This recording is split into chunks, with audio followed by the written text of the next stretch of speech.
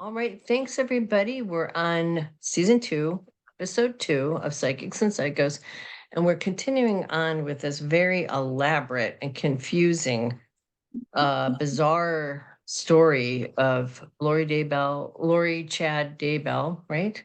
And Lori no, Vallow. Lori Vallow Daybell. Well, wait, let's And get this right. Lori, I don't remember her first husband's name. I don't remember. LaJoya, I think, is her second husband's name. wow, Lori Cox something, LaJoya, Ryan, Daybell, Vallow, Daybell. Vallow Daybell. Okay, so how many times was she married? 5? 5. Okay, so I'm sure she'll get married a No, few more is that times in right? prison. Let's see. I don't know. I can't. The I first don't. husband, who was the sweetheart, the second husband, about whom we know nothing. Joe The third Ryan, one she had a baby with. Charles Vallow, Chad Daybell. 5. 5, right. So before we even start, Denise, I'm Helen. That's Denise. Yes, Helen. Yes, the beautiful and talented Helen. And I'm Denise. And so we're gonna continue on. Oh God, I gotta sneeze. I feel like. And before we even start, I looked up the question we had last time about Joe Ryan. What did he die of? They did do an autopsy and they did do toxicology, and it was in the court record. And I didn't have time to go look at the court record, but I Googled it really quickly, and all I found was enormous amount of debate about it on the internet. So there are suspicions. I'll tell you later why there are suspicions. Officially, it was natural causes, but keep in mind that when toxicology is done, it's done for the obvious suspects. It's not done for the esoteric, the strange, the unusual. Right. So keep that in mind, and we'll move forward. All right. So I'm going to talk about Chad Daybell. Okay. Schlub. I mean, you shouldn't make fun of people, but yeah, I know. I mean, really. I mean, no offense, but I mean, if you watch him in court hearings, the contrast between the two of them is fascinating because she's on stage. She's center stage. The spotlight is on her. It's all about Lori.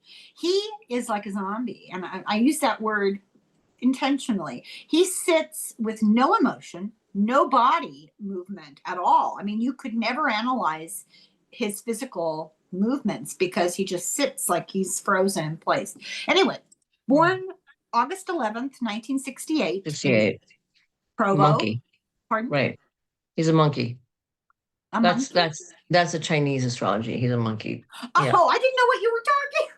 Yeah. We're born in Provo, a Mormon background. His ancestors were from England, and his particular family dynamic was extremely patriarchal. His sister-in-law later said, I listened to hours of her talking. Her name was Heather, married to his brother Matt.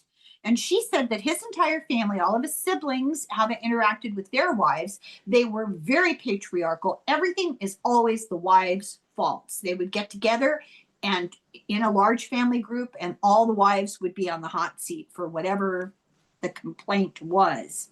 His father heard voices that protected him.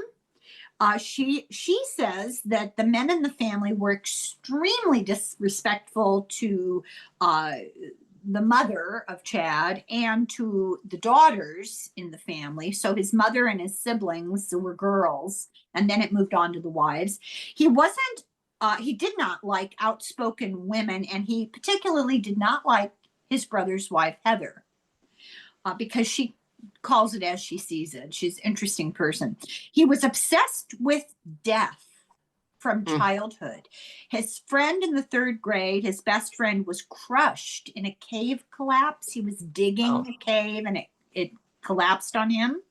And he never was the same. He was very resentful of his role in the family. I believe it was the oldest, and he had a lot of responsibility, like take out the garbage. He actually mentioned, I had so much to do in the family. They made me take out the garbage.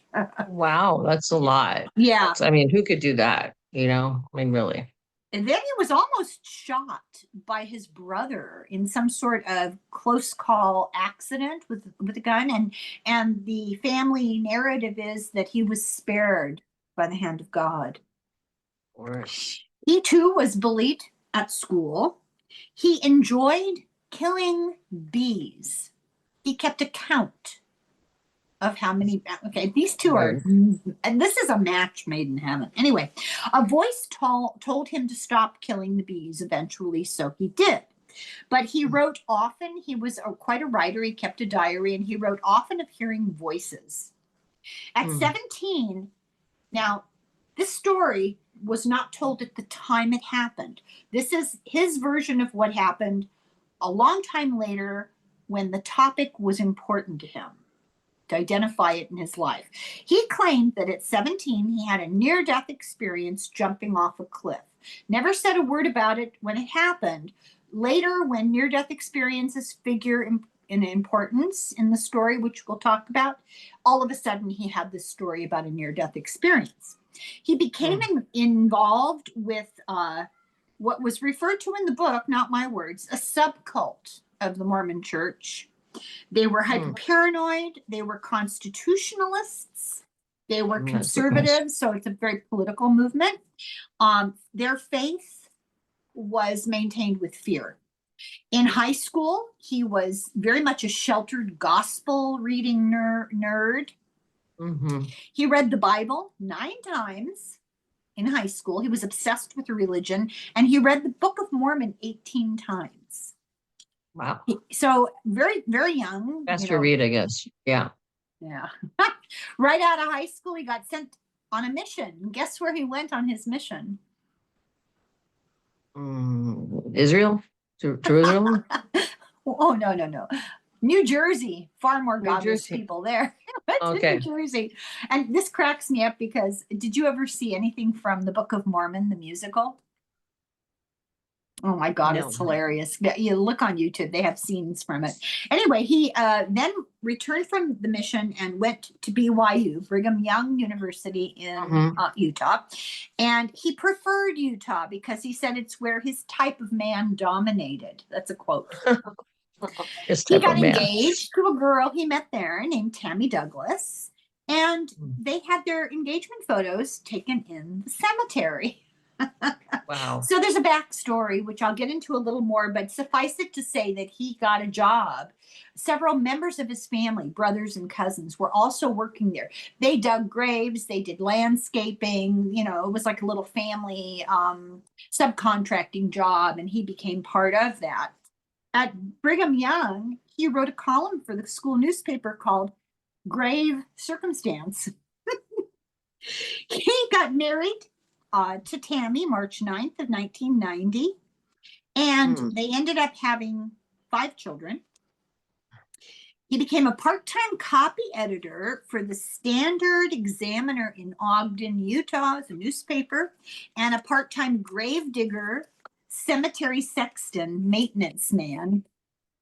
In 1999, he wrote his first novel, and it's called An Errand for Emma, and this made him a full-time writer.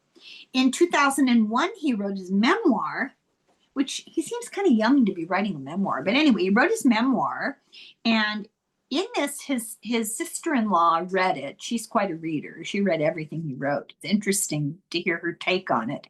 But she said he is extremely disrespectful about his mother all the way through this book. The name of the book, One Foot in the Grave.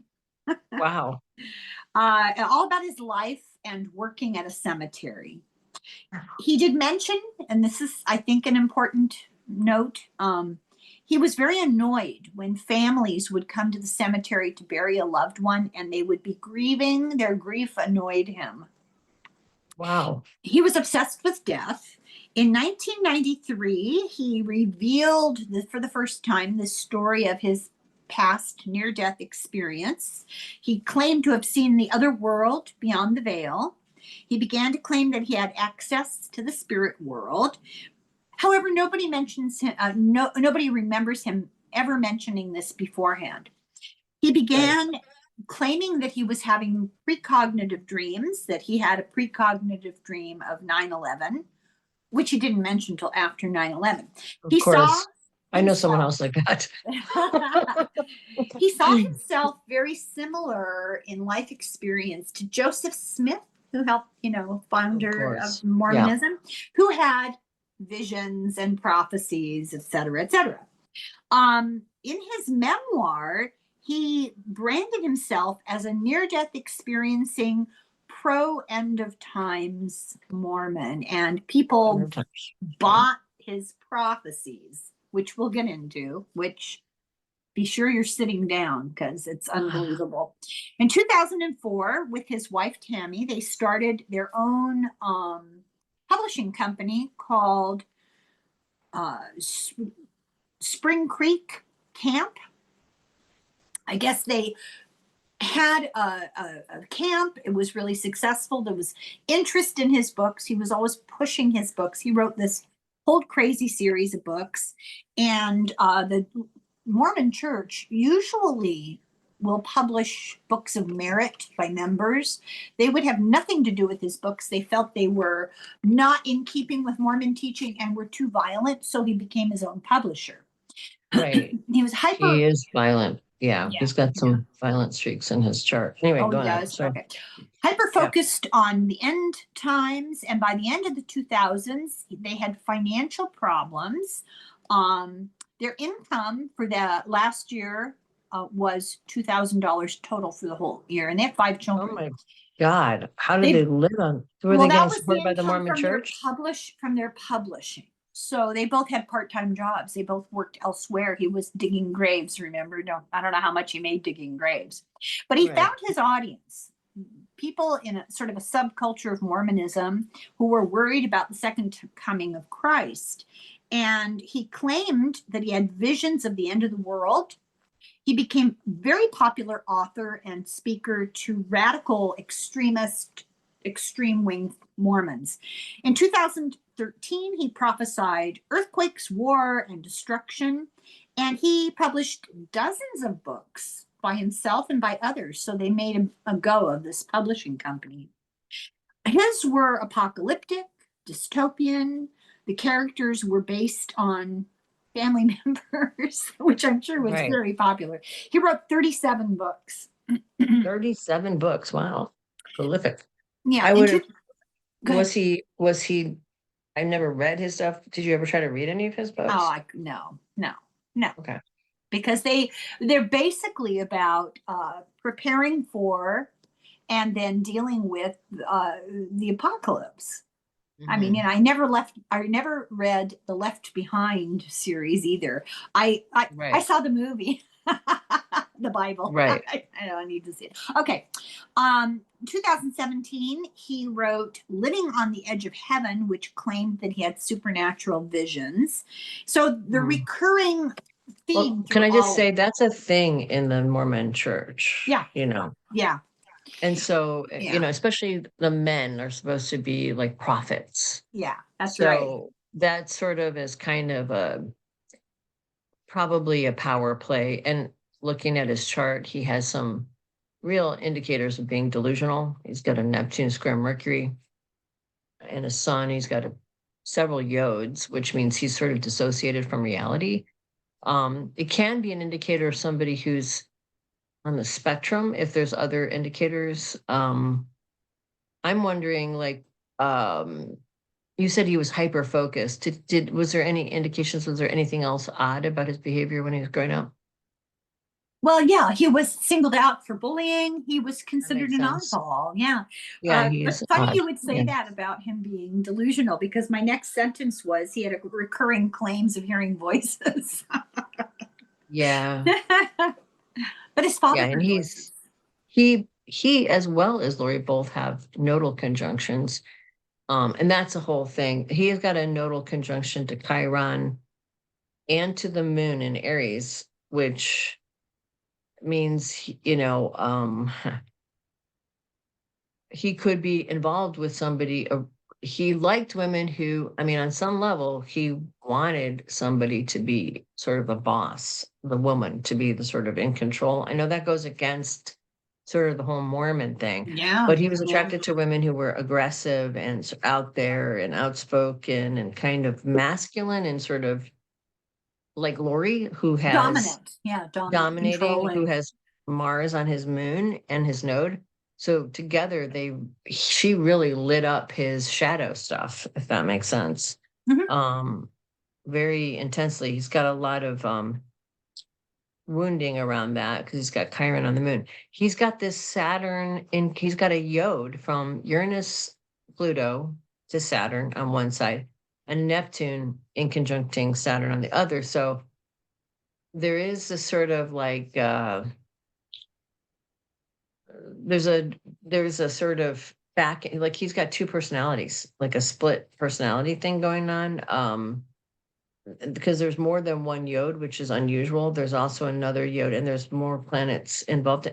That means he's got this sort of he wants to be his own person. He wants to be his own boss. He wants, and it's in the ninth, he wants to be sort of in control of his own little guru empire, sort of boss, Cult. king of Yeah. the cult.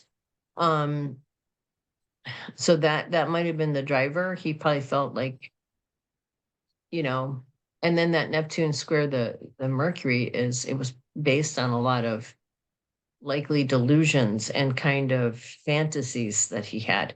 He doesn't really have a very well placed Neptune, meaning he probably wasn't psychic or didn't have these experiences he claimed to have. It isn't Scorpio, so that is an obsession with death. But it's more the negative side because it's all only squaring things. It doesn't have any trines. It's not very activated by anything except for in conjunctions and squares. So that tells you that he was using that stuff to sort of get a foothold in his career, Right, and because he knew that build would off that. attract, yeah, a certain Right. subset. So, for those of us who are not bilingual, could you translate yod?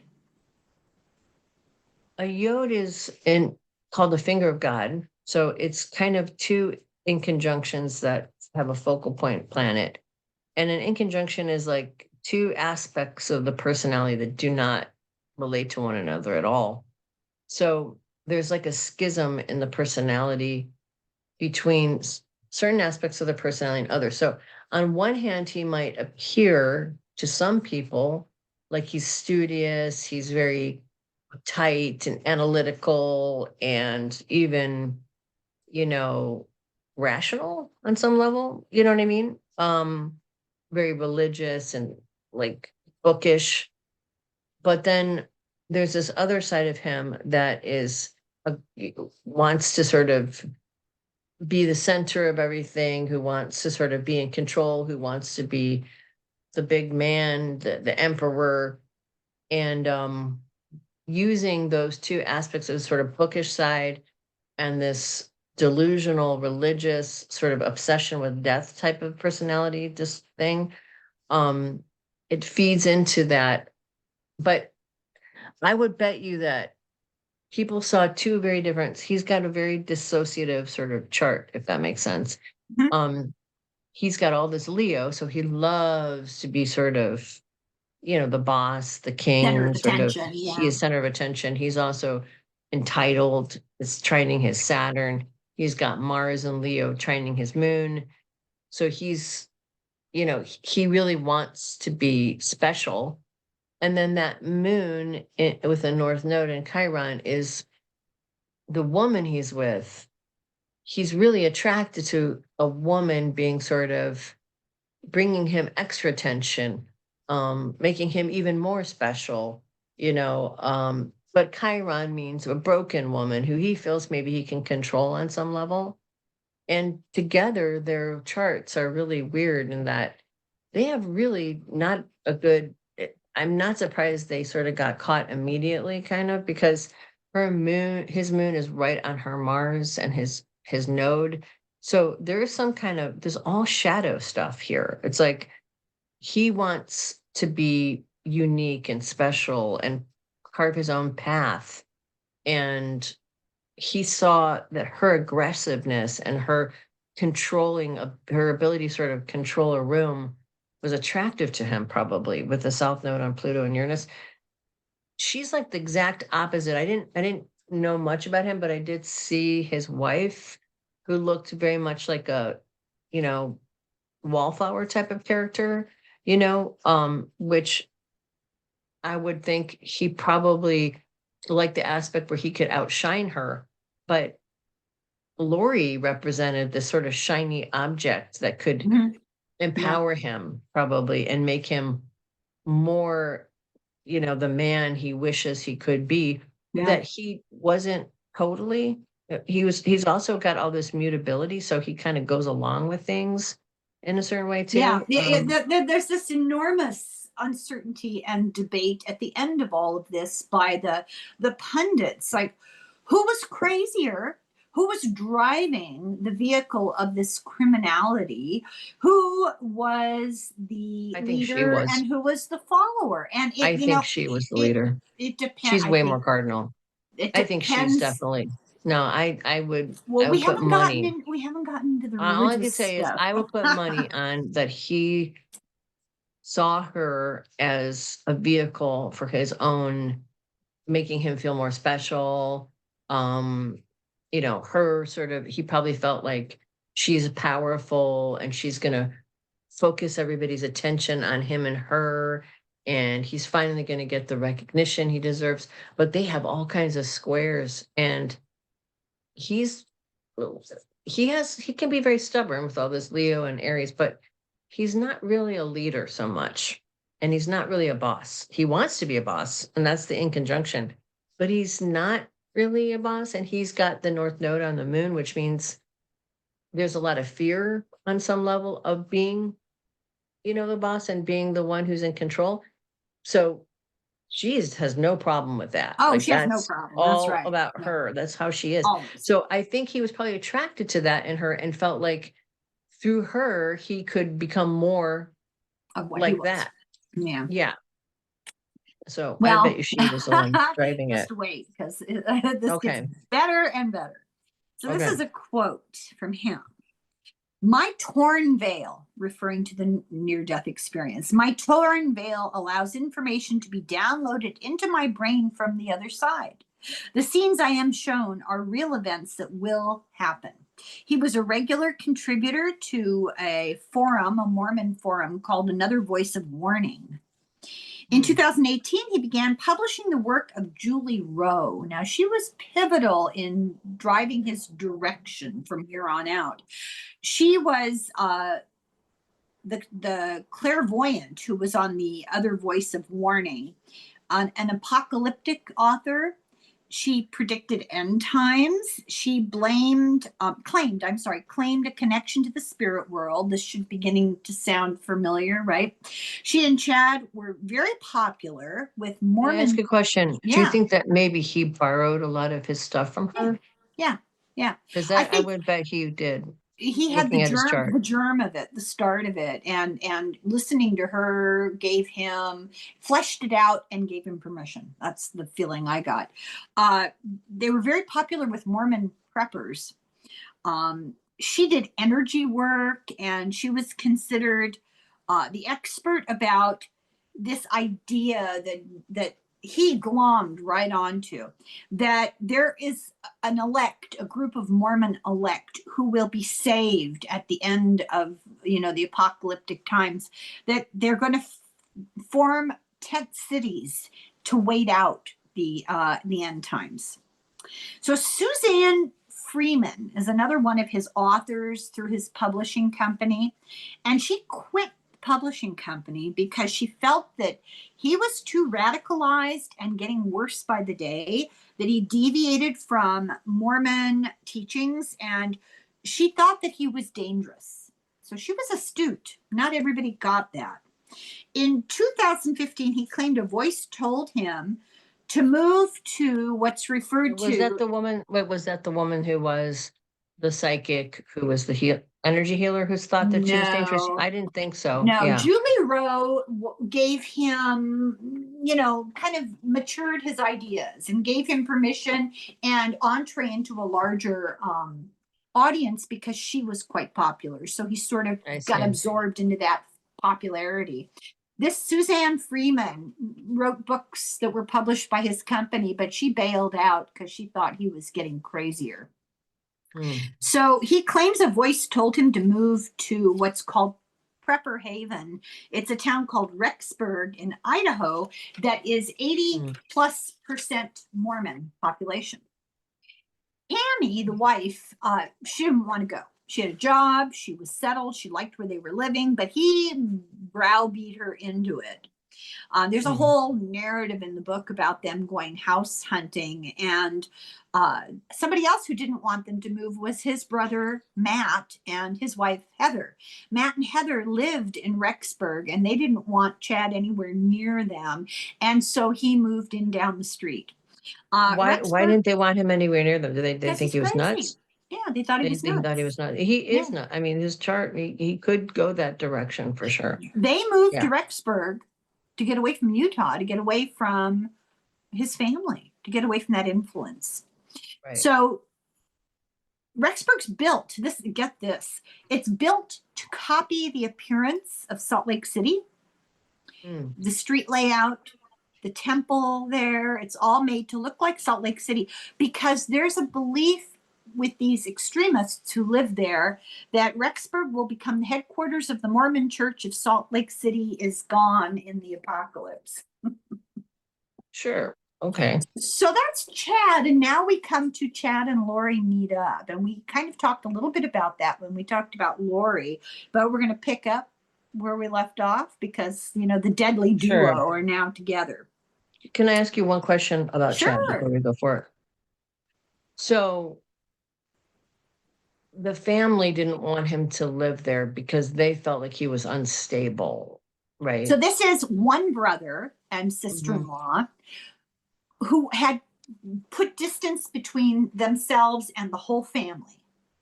And they thought he was just a really unstable member of the family, did not want him moving close. And they were still very devout, practicing Mormons, but they just thought this branch of the family was crazy. They wanted nothing. Okay, that makes sense. He does have a nodal conjunction to the moon. But there's so much disrespect and misogyny in the family that the sister-in-law, Heather, really didn't want to deal with her in-laws. I don't blame her. Yeah. Okay. So in 2015, Lori read that series that Chad wrote called Standing in Holy Places, and she got real radical in her beliefs and developed an interest in near-death experiences. Now, this is where the religiosity starts coming into it. She's getting odder with religion. She heard the podcast Preparing a People, and the one that Chad was on with Julie Rowe, and she was really into him. She thought this guy's got it all figured out. So she met up with him in 2018, and he immediately started to groom her. They went to the book event.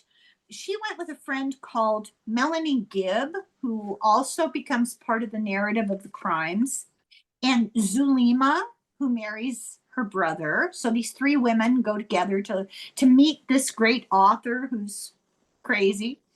Right. And they described the meeting of Chad and Lori as they immediately started flirting. It was really uncomfortable.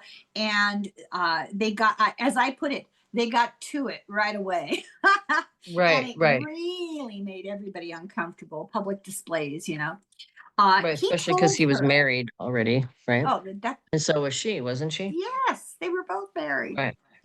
He told her that they had been married for many lives. Many past lives. Not true, but he anyway. called her an exalted goddess. And she loved that. Together, they did one of these Preparing a People podcasts, an episode of it in December. Called Time to Warrior Up. And that was one of his phrases, warrior up. These people crack me up. They believed that they were part of this special group Julie Rowe talked about, the Mormon elite. They believed there were 144,000 of them in the world. That's not supposed to be 144,000 people are left or taken or something like that, right? Yes, in the rapture. These are the chosen. And their job will be to lead the righteous at the end times. He was a prophet, he claimed, and he claimed that he was born into the presidency of his church. They and that they both whatever that had, means. yeah, I know. They both had paranormal gifts, and he had a rating system. Remember I said rating systems become important? Her father rated everybody, 95% were Oh, losing. right. Remember that? That's So right. this is a little thing that maybe, resonated for her about him. He rated people with numbers about how devout they were, how close to prophets they were, blah, blah, blah. But he would culminate his rating system in, were they dark or were they light? And if they were dark, they That's needed to right. be eliminated. They called themselves the Church of the Firstborn, and they included Melanie Gibb, her friend, Zulimia, whatever her name was, who was going to be her sister-in-law eventually, her brother, Alex Cox, her nephew, well, actually not her nephew, her nephew's wife. Her nephew's name was Brandon Boudreau, and Brandon's wife went over the deep end and Okay, wait. So these are people that are related to him. How? These are people who joined his church, the Church of the Firstborn. Okay, it's so hard because there's so many people in this story. It's insane. But they too keep rearing their ugly heads. So you got this core group of women. So he had this little cult around him, basically. Well, she had a cult. He had a cult. They joined. And they merged. Yeah. Okay, right. Yeah. So she had Melanie Gibb, Melanie Boudreau, her niece, and Zulimia, her soon-to-be sister-in-law, and Zulimia. Alex. I know her weird brother name. Alex, and Lori and her friend Melanie Gibb started doing their own podcast. So we're a little bit like them. Started doing their own podcast called Feel the Fire. Feel the Fire. Okay. Feel the Fire. So this gets great. The narrative that he tells is really unbelievable. So we're with Tad rating people as dark or light. Okay. So now we're going to talk about what they believed, because I had to put it in a little separate section, and then we'll get back a little bit more to Tad, but what they believed. He said they've been married in many past lives, and reincarnation is not a belief of the Mormon Church. I know that, yeah. He called each of these lives a probation. So he referred to our many probations together. What does that mean, a probation? That's just the word he used for past life. It's his own choice. What does that mean? What does that mean, though? Well, there's no explanation. He's giving random terminology. Probation. He's special. He's trying to sound special. So if you had a past life, it doesn't make sense. That doesn't even make sense. He's not. Okay, that's again delusional. I don't understand why you would call it a probation. Why? That implies you did something wrong and you're in limbo or getting. I don't know. Whatever. Yeah. Okay. Anyway, he had 31 probations. He was 31, and many on different planets.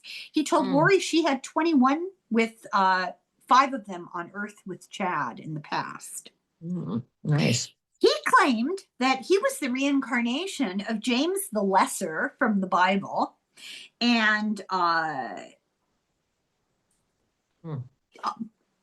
possibly there's debate within Christianity in general. This is just not him, but in Christianity in general, was James the Lesser maybe the brother or the cousin of Jesus? So he's Jesus adjacent. That's what he's trying to get at. Okay? And that he was married in a past life when he was James, and her name at that life was Elena, and they talk quite extensively about I can't say it with a straight face. Loin fire. So gross. So, in another past life, Lori. Let's just say one thing here. No offense to the Mormons, but it did start as a sex cult, and there is that undercurrent there with the part of the religion, procreating as many children as you possibly can, so you can go to this planet and solar system and run your own solar system. You can sit there and procreate a bunch of spirit babies, that whole And if thing. you're It's a a lot woman, you about have to procreation. marry. You have to marry a man who has a certain level of commitment. There's a term, I don't know if it's a priesthood or what it is, but he has to be a certain level of Mormon man. And if you marry him for time and eternity, it has to be a special ceremony. Then you get to go to heaven in the next life. You are on the planet with him. But if you don't, if you're single, like somebody I know who's Mormon and is single in her 40s and her family is losing its mind about it. This is why they research genealogy, because they go back into family history Right. And they and they baptize people. baptize all those Right. people so they can Right. join them on their planet. Okay, we Okay. digress. Nice. A little So bit like Scientology. Okay. yeah, there are some similarities. There really are some similarities. Mm-hmm. In another life, he said Lori was Mary French, who was the great grandmother of Joseph Smith. Oh, okay. Well, Okay. that's nice. Also, in another life, a different other life, she was the wife of the angel Moroni. He was the Oh, last so she Nephite. was an angel too. Well, not he's a No, prophet angel. It's he's a I spirit when see. he Moroni was the last Nephite prophet, and he's the one who presented Joseph Smith with the golden plates. Right, right. The golden tablets. Yeah. My Okay. question here is, so he was always a boy and she was always a girl in every lifetime, is what he's saying too, right? Well, just the ones he elucidates. Who knows, in the past. Okay. They were only together in 5 lives. Oh, okay. Out of the Yeah. 31 Yeah. probation or And he whatever was he he called. was on other planets as well. Right. So who I knows? mean, okay. I mean, all right. I mean, I find it always very ridiculous when people get specific with stuff like that, especially unless it's your own hypnotherapeutic thing. That seems a bit insane to me. But Well, I don't anyway, see why you can't be the same gender life after life after life. I personally was a scullery maid in my past lives. So well, you can be, but it doesn't usually happen that no, every of course lifetime not. is the same gender. Yeah.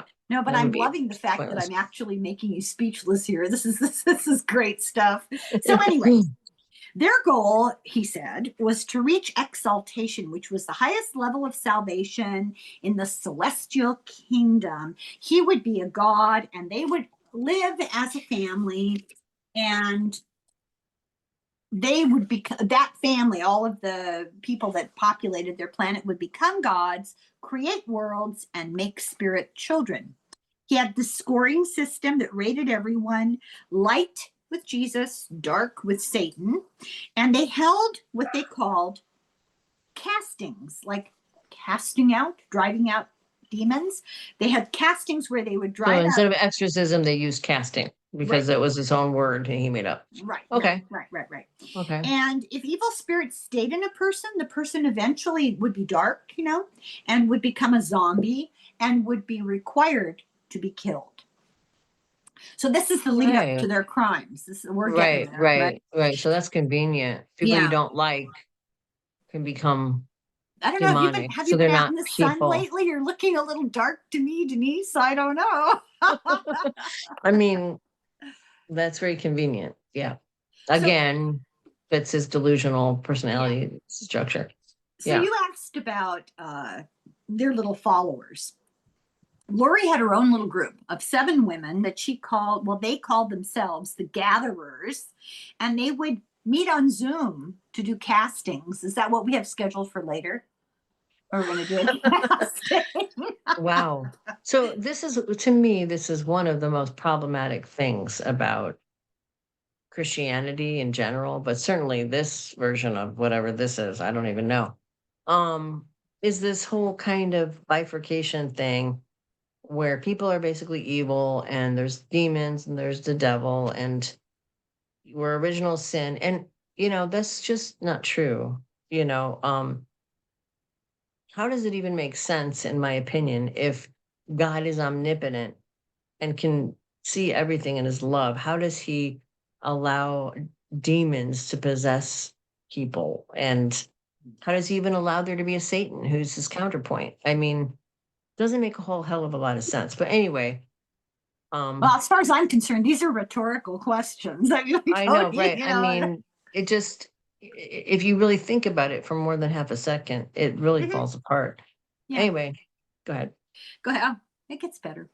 They had a vibe scale, and you either A vibe rated scale? high, A vibe a scale. vibe Oh, that's scale, because very surfer now. they're Throw that in there, a 14. little They're surfer thing 14. going Yeah. on. Okay. So if you rate high on the vibe scale, then you're called translated and you have special powers. So, Okay. every cult has its own lingo. And this is where we're going Sure. here.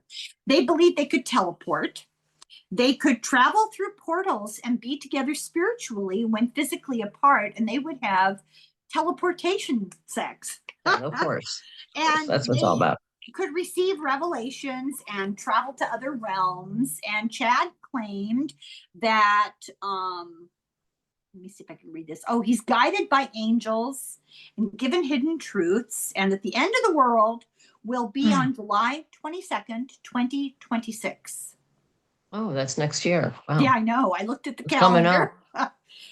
Coming Yeah. up.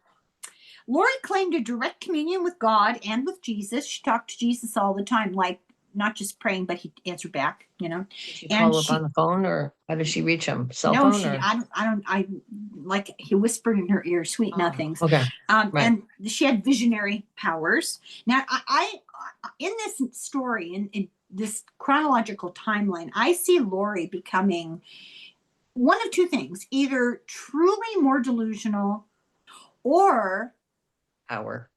absorbing all the nonsense from Chad to go along with him. However, it'll be interesting when you hear what people around her had to say. So You know she what? said, Let me just say yeah, one thing. sure. I think she probably was attracted to the fact that he had come up with this system of control. And that's what she was attracted to. And being able to put people in their place, she could put herself atop everybody else.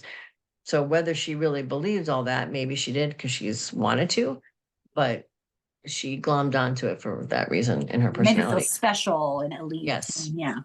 So she said that she was an exalted being, could not be held responsible for any of her actions on earth. Of course not, right? She told her friend Melanie Gibb that she and Chad were sealed. That's a Mormon binding ceremony that marries them for eternity. Spiritually, right? Mm-hmm. But they couldn't divorce their spouses because of information they'd been given from the other side of the veil. Now, this is before the Oh, spouses inconvenient. died. That's, How convenient, yeah, yes. it's very convenient. Yes. Chad and Tammy were sealed in the church when they got married. And if Chad was now with Lori, it would be polygamy. Right. And I will just drop this little hint about the future. There's some speculation.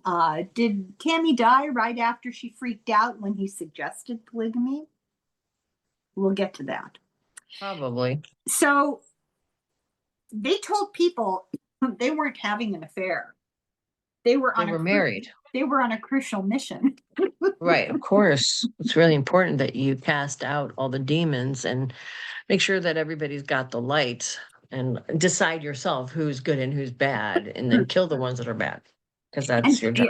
Chad mentioned to people that Tammy may die in a car crash. Now, I'm going to go back to. Wow, that's right. I remember hearing that. That was quite convenient. Yeah. Yeah. Was that the plan? Did it fail because he didn't know how to cut the brake properly, or what? That's not what happened to her, but that's Right. the story that he wanted to put forward. Right. Oh, because that was his premonition. Yeah, he's prophetic. Right, that's right. So August of 2019, Lori and her children and her brother Alex, lovely couple, they moved to Rexburg, Salt Lake City of Utah, of Idaho. Right. And in September, so a month later, her daughter Tylee disappeared. Wow. And then shortly thereafter, within a couple of weeks, JJ disappeared. Right. And in October, some guy in a mask took a pot shot with a gun at Tammy in her driveway, missed, And a few days later, she was found dead at the age of 49 in bed, went to bed that night, woke up dead. Poisoned. And she'd been in excellent health. Oh, no, it gets better than that. Okay. She had seemed to her friends leading up to her death, she had seemed preoccupied, not unwell, just like something was on her mind.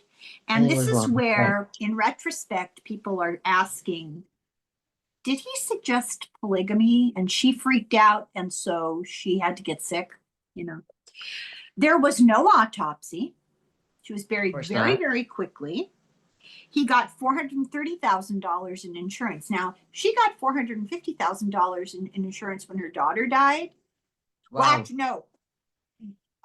When her ex-husband died, she got. I thought that was $350,000. $450,000 Okay. insurance settlement left to the daughter, and Lori was in charge of it. Now at almost $500,000, and now he gets just under $500,000, $430,000 in life insurance because of his wife dying. At her funeral, okay, this is not funny. I shouldn't laugh. At her funeral, Charles told his brother that he'd met a wonderful woman who he had been prophesied that he would be with, that they were getting married, and this is at his wife's funeral. And he says to the brother, "Don't tell mom and dad." Wow. 2 weeks later, they were secretly married on the beach in Hawaii. In Hawaii, right. November 5th, 2019. His children found out after the fact. They were shocked. Then Lori and Chad went on to rent a place, a fancy townhouse type of place in a planned community in Hawaii. That on the form, to fill in to rent, they wrote no children. Her friend Melanie Gibb at this point is still, on the mainland. I believe she was in Arizona, I think. Was this 2015 you said that they got married? 2019. 2019. Okay, yeah. Sorry. Right before the pandemic. Melanie is still is not, maybe she's in Idaho. I don't remember. It really doesn't matter all that much. She had a conversation with Lori, who was in Hawaii, and there was a big problem, which we'll get to. Lori had lied about where JJ was. The police had come, and she said, well, he's with my friend Melanie. I believe she said Arizona. And Melanie called and said, what are you talking about? Why are you lying and putting me in the middle of something bizarre with the police? And then Melanie pressured her and said, where is JJ? And Lori was quite cavalier. There's a whole conversation in the book that's unbelievable, and I opted to not copy it. This is long enough, but it really is revelatory. Now, why did the police come? Why would they even bother, right? So what happened was, JJ, remember, is the grandnephew, and they adopted him, Charles, and he was autistic, right? Yeah, he was autistic. His real biological grandmother had always been close to him. She and her husband just were too old to take on a child who had special needs, right? So when a family member was willing to adopt him and take care of him, they were delighted. So they're in a different state, and they haven't heard from JJ. He would do Zoom calls on his iPad all the time. He was very close to them. All of a sudden, nothing. He dropped off the map. Yeah, they had one last conversation with him that was cut short by Lori, and then they never heard from him again. So they called the police and asked them to do a welfare check.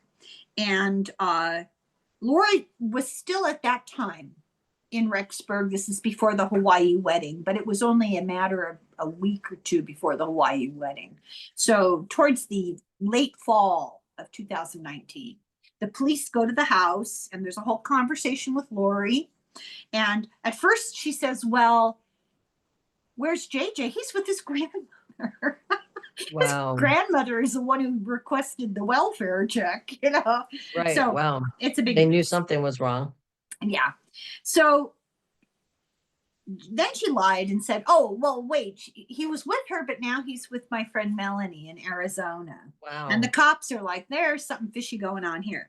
Yeah, And that's pretty Melanie is clear. all mad and suspicious. And what did the cops do? These are the Rexburg cops. They dug up Tammy, and they did. They looked at her and they looked at him. They knew they were together dating, and they looked at the two of them and they thought something stinks Something's wrong. here. Yeah, there was a Right. good investigator, right? And so they dug Tammy up and they did an autopsy in early December, and it was done in secret. Nobody knew that that's what they'd done, and they got results.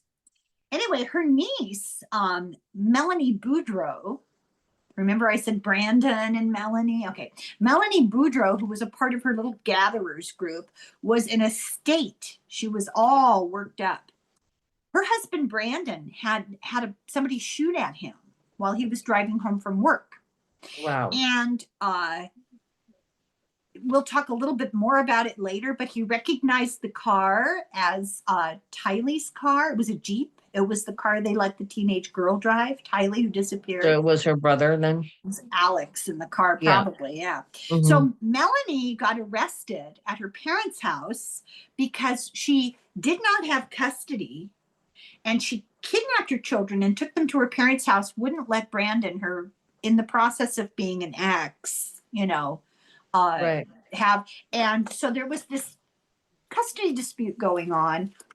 So they just took a pot shot at him. And Wow. when she went to fight with him about the custody, Alex was in the car waiting for her. Wow. Yeah. So there's a whole little circle of guilt going on. So December 12th, shortly after this pot shot, 2019, Alex dies suddenly. Wow. And this is where questions are arising about Joe Ryan's death. Real body count now. Okay. Okay. So Alex dies suddenly, and it ostensibly looks like a natural death. And then they do an autopsy. And they discover that he did die of massive pulmonary emboli. He had been perfectly fine. This is exactly what happened to Joe Ryan. Wow. So now people are beginning to think, oh, what drug? What kind of poison? What? Yeah. And Zulema, the wife, starts blaming a cheap Mexican drug that he was taking. Oh, there you go. Red flag, right? So they later on, this is just an aside, not related to Alex's death and not related to Joe's death, but maybe related to Tylee and JJ. Alex, after the kids disappeared, gave his car to Colby. This is Lori's older son, her first son. And his uncle Alex gives him the car. And later the cops got their hands on the car and tested it, and it tested positive for blood. Wow. So that's their belief system. That's CAD in a nutshell. Let me make sure I didn't miss anything juicy. I missed a little. Oh, I actually did miss a little bit. That's really great. So before the kids disappeared, before. Can I just say one thing? Yeah. One of the things I just looked up was what kind of drugs could cause a pulmonary embolism. Is that what they died of? Yeah. Clotting factor blood drugs? Nicotine. Like if you took a bunch of nicotine, like I think at one time, like if you injected someone with nicotine. Wow. You could give them one. And there's liquid nicotine. They could have injected them with liquid nicotine. Something like that. I don't know. There's other things in there, but anyway, that just kind of struck me as that'd be easy to get. Well, if you remember, I was describing the course of the life of Chad Vallow, Chad Vallow. I can't keep track. Or forced them to drink it. Yeah. Daybell, and they had paired up. He paired up with Lori. And they began this craziness. That's why we had to make a little side trip down all the stuff that they believed. So they're together, and Charles Vallow is still alive, and they believe that Charles Vallow is possessed. He's now possessed by evil spirits. He's no longer Charles Vallow. He's Ned Schneider. Who's Ned Schneider? They made this name up. It's just a random name. He's possessed by evil. He's dark. He's a zombie. He's evil inside. And to rescue his spirit, they have to kill his body. Right. Of course, right. So then we get the cop body cam video on YouTube that shows poor Charles Vallow coming to the house, and all his stuff is gone, and his car is gone, and his children are missing, and his wife is batshit crazy, and he knows it. He's heard his crazy brother-in-law telling him, "Your name is not Charles Vallow, it's Ned Schneider." But who's Charles Vallow now? Like, I can't even remember. Charles Vallow is her husband who got shot in the face by Alex. I thought he was already dead at this point. Well, no, I told you we're going back. We had to make a little side trip. We're going back. Okay. It's impossible to tell this story in a really logical, chronological way and include all the delusion. It's so complicated. So you've got her still married to Charles Vallow, but fooling around with Chad. Tammy is still alive. Oh, I see. That makes okay. Now I got it. Alive. Okay. This is like the mid to late summer of 2019. This is before it all hits the fan. Didn't she just marry? Okay, so she kills him off and then marries. That's correct. This is leading up to the Hawaii wedding and the disappearance of the children. I see. Okay. Charles Vallow must die. He's Ned Schneider. He's a zombie. He's got to die. Course. And so she has moved everything out of the house, and the children are no longer around. There's no stuff in the house. His car is missing, and he's concerned. And he told the cops, I think so. I don't know what's wrong. I mean, when you see this poor guy talking about it, your heart goes out to him, because he says, I don't know what's wrong. There's something terribly, terribly wrong with her. She has lost her mind. She calls me by a different name. She calls me Ned Schneider, and the cops are clueless. The cop says, no, wait a minute. Now, who's Ned Schneider? Right. Like, I mean, who is Ned Schneider? Yeah, that's a weird. Oh, and she'd also taken $35,000 out of the bank. They had a joint bank account, and she took all this money out of the bank. And she accused Charles of using money to pay for sex workers and give money to other women. So late in 2019, remember I said she went into a facility. They wanted to put her in a facility, and she said, no, I'll go, and you can test me and you'll see I'm perfectly fine. And she lasted for a couple of hours, and then she took off. It was voluntary. She didn't have to stay. That's why she did it that way. She knew she could get out of it. Yeah. And she stayed with some friends, and the friends said she looked like a completely different person. I wondered, was she on something? She talked crazy. She said that Tylee was dark and a zombie. She predicted that JJ would die. She was very divergent from conventional Mormon beliefs, and her friend said, I worried she'd had a psychotic break. Lori Gray gave the friends new names based on what their names had been in past lives. And she told her friend Zulema that she could control the weather, that Lori could control the weather, that she traveled through portals. That then she took Tylee with her and left JJ with Charles. And she got her little group of gatherers to do a casting on Charles. And then she urged her niece, she's in the background whispering into her niece Melanie's ear and telling her, leave Brandon, he's dark, and then Brandon gets a pot shot at him. So Chad, for several years, had been telling people in Rexburg, don't be surprised if you hear that Tammy has died in a car accident. A voice told me that this was going to happen. And of course, we talked about how his brother and sister-in-law were upset. So now we come to what happened to Charles Vallow. I mean, we know he was shot, but the circumstances. Can I ask another question? So did he start talking about her dying in the car crash after he met Lori? Or was it also before that? Before, yeah. Okay, so he'd always said that she was going to die in a car crash. So he She must have heard been him. unhappy before, She huh? 2015. She read his books and heard him on a podcast. 2015, he moved with Tammy to Rexburg. They had not met yet. They didn't meet till 2018 at that book. So he started saying this, that his wife was going to die in a car crash years before he even met. Yes. Yes. So he must Yeah. have wanted to get rid of her That's right. Yeah. before that. Okay. Yeah. All right. So I don't know if you want to continue with the beginning of the murders.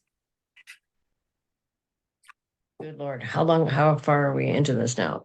This is just, I mean, it's so crazy. I don't know how, I mean, how long we've been recording. I think an hour. Yeah. Yeah, an hour. We probably could quit and then start up again with the murders afterwards. This is a complicated case. This is not some, Making my head spin. No I wonder you know. talked about having to do it over multiple different things, because this is really insane. I did originally have over 150 pages of just an outline. Oh my God. Are you serious? I read a book. I listened to probably 10 hours of interviews, and then I did research online. Yeah. Wow. Because how could you keep track? It's almost impossible to keep There's track. so many people involved in Yeah. this too. There were It's days so when I felt like insane. I was in despair trying to keep track of what was going on. I felt so guilty. You know, you're waiting and waiting and Oh, I'm waiting. And no, I'm I like, was oh fine. my Don't worry about God, it. Don't this feel is guilty. It's insane. fine. Well, I Or don't whatever it got anymore. done. Yeah. Yeah, whatever it happens is the way I look at it. But that is So here we are 2 really hours into insane. it, and we haven't even hit the murders yet. Wow. I mean, we've acknowledged people died, but there's more to it than that. Yeah. Wow. I mean, I think both of them, looking at their charts, have mental health problems. I mean, to begin with, right? I mean, besides her needing to be in control and Yes. him being, they're both mentally ill, but it seems like that sort of intersection where they had all these nodal conjunctions, their shadow stuff just went boing and just took off. And like the worst of both of them came out. Well, there's a word for that, folie à deux. Oh, you And do. it's a Yes. madness of two. And I think that may Yes. very well be what we're looking at here. Yes. Some of the research that I read was by Dr. Stephen Hassan, who did the Cult of Trump.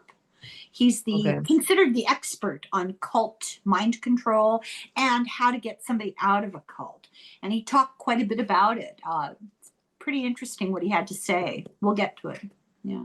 Okay. Interesting. Well, all right. Well, thanks for watching the second installment of Oh. this very long, epic, bizarre, twisty tale. And I'm going to do cards, but I'm not going to do them right away. There's too much No, we we'll do need them to. at the end. Yeah, Yeah. Yeah. we'll get closer toward the end. And I've been looking at some of the dates you've been throwing in to see Yeah. the Yeah. progression of what's been going on. The time frame when she really starts to seem like she's becoming psychotic. Mm-hmm. There are some more pressure on her chart. There's more Yeah. pressure on her chart. Yeah. She is probably starting to lose it more Yeah. and get She more. absolutely made like some sort of personality shift break, but she was Right. ripe for it. I mean, She nature wanted versus that. nurture, right? Yeah.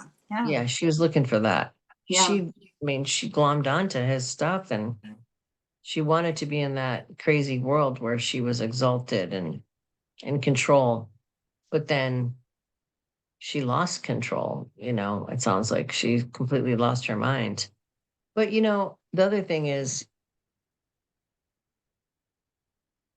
no matter how down a rabbit hole you get, crossing lines like where you kill people, there's something, that's beyond like just, a normal kind of losing yourself kind of thing. You know what I'm saying? You have to have something very seriously wrong with you to kill your children. I mean, that is really the sickest thing I can think of, probably.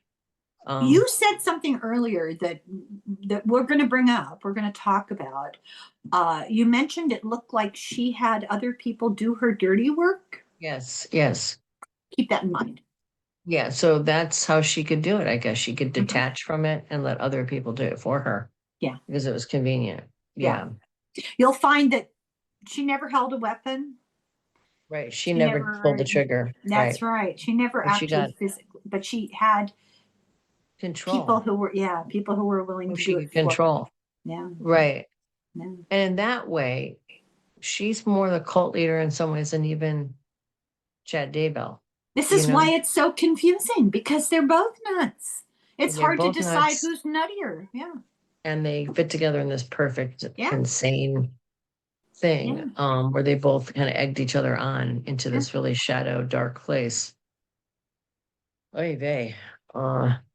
They didn't kill his kids though, right? I mean, he didn't want his children killed. No, they didn't kill his children, but I think it's important to remember his children were not dependent. I think he had one child who was still like maybe a high school senior or something, but old enough to be fairly independent. And I wonder why it didn't occur to him he could have made some money off it. Well, to me, that indicates that there is a difference psychologically too between the two of them. She's more, I mean, Homicidal. Yeah. she's more homicidal than him. Yeah. Yeah. Yeah. He's got that more of that grandiosity. Right. Yeah. And that's sort of the chart indicates that she's more willing to throw people away and just has less even empathy than he does, which is a terrifying thought. But Oh, she has absolutely no empathy. she has no empathy. She's a psychopath for sure. We'll talk about her lack of empathy when we talk about the little boy. Okay, that sounds good. Yeah. So All stay right, tuned. There's more to stay come. tuned for episode 3. I don't know how many episodes there'll be on this, but probably about 5. I have a feeling. Oh, I don't know. I feel like I've gone to purgatory, and my punishment is Lori Vallow. It's just endless insanity. I keep saying to my husband, "Listen to this," and I thought I'd followed the story. You know, I wasn't obsessive about it. I knew that there were going to be a series of trials, and I figured I'll wait till they're over. And then, but then we started talking and you wanted to do it.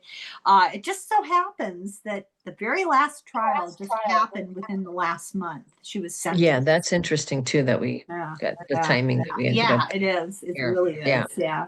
Yeah. All right. And then everybody has to guess guilty or not guilty. No. Yeah. Okay. I think we already know the answer to that, right? I think we do. Yeah. It's pretty clear.